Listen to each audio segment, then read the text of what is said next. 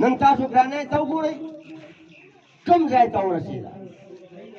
نن د خلکو قوت خرید ختم شو. 9.5 کاله وشو، 9.5 کاله چې د عمران خان دلته حکومت و. دا روزګار په کم طرز باندې ختم شو، په کم طرز باندې ختم شو. کاروبار ختم شو، تجارت ختم شو. د ژوند ضرورتونه عام انسان ته څومره په مشکله میلاویږي. حالانکه موږ به اورېدو او بیا د پي ټي آی بیا چې خلک دا خبره هم کوي چې دی نااهله دی، یا لکه زه څومره اهل یم او زه څومره نااهل یم. د دې به ټوله دنیا ګواهي کوي او بیا به یې د مندل خاوره ګواهي کوي. خو دا راته ووایه چې دا څومره ناانصافه حکومت و. دا خو اسان کار و چې په بونیر کې هغه 2 سیټونه ګټلي وو. په کار دا وه حکومت د هغې دې صوبه کې دلته وو، دلته یې حکومت و. په کار دا وه چې زمونږ دې علاقې له په اربونو روپو فنډ ورکړی وی، په اربونو روپو، چې بیا دا نه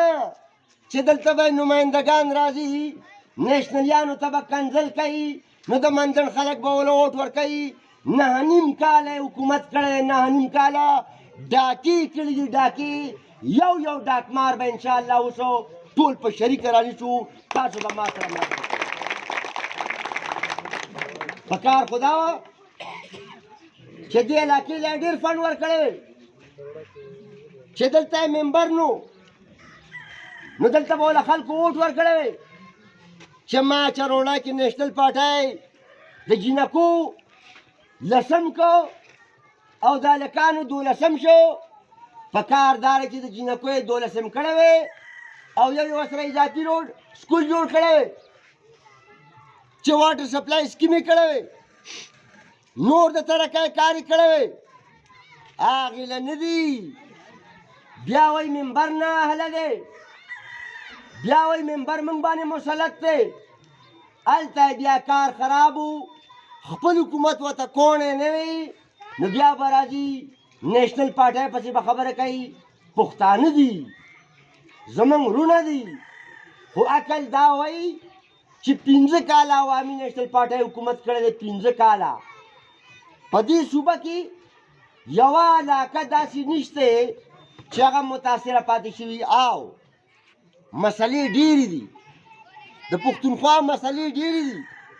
خو دی چې کله په اقتدار کې رالو د دې پښتونخوا د نمایندګۍ نه دستبرداره شو، د دې پښتونخوا د وکالت نه دستبرداره شو. نن تاسو وګورئ چې د پښتونخوا حالت دی کوم ځای ته ورساو. دلته موږ ځای په غرونو کې لاچای وکرلې، لاچای یا لکه ما ورته چغې والي په اسمبلی کې چې راځئ چې دغه یو قومي جرګه جوړه کړو، پارلماني جرګه جوړه کړو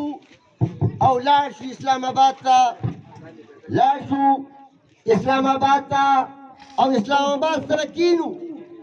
چې دا ګیس زمونږ دی، دا بجلی زمونږ ده،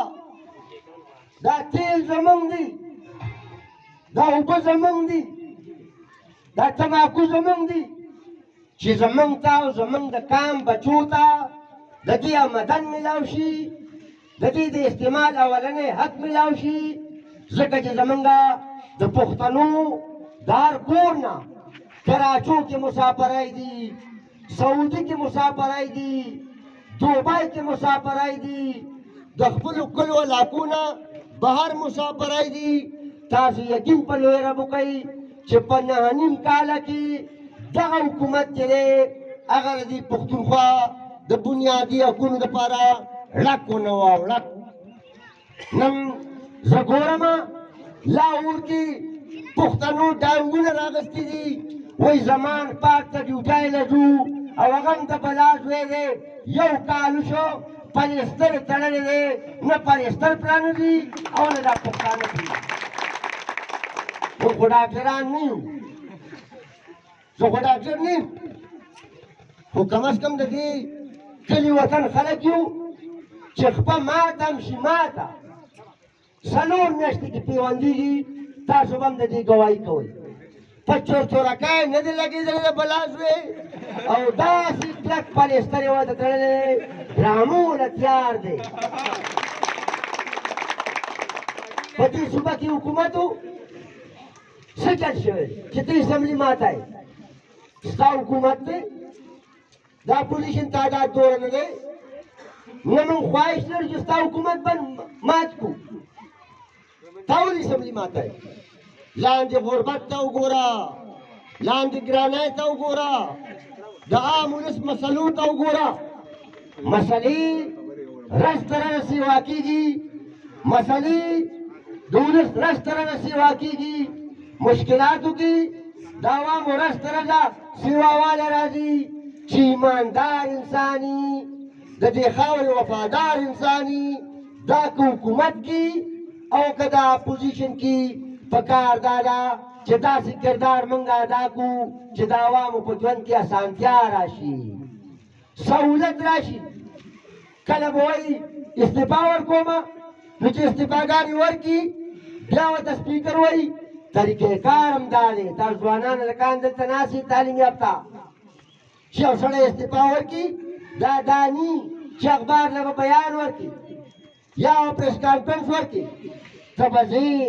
د سپیکر مخې ته به ودرېږي او ته به تصدیق کوې چې او ما استعفا ورکړه چې بیا به ورته سپیکر وایي چې تاسو راشئ بیا به یې د ماشومانو وي نه موږ به په جمع درځو کله اسمبلي ماته که